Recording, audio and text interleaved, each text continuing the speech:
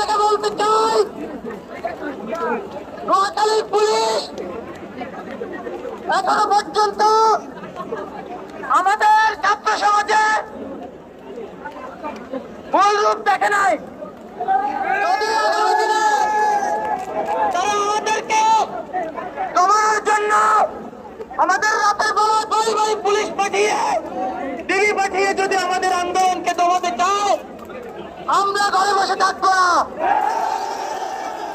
সংগ্রামী বন্ধুগণ, এই দেশের পুলিশ বাহিনী কার টাকায় চলে?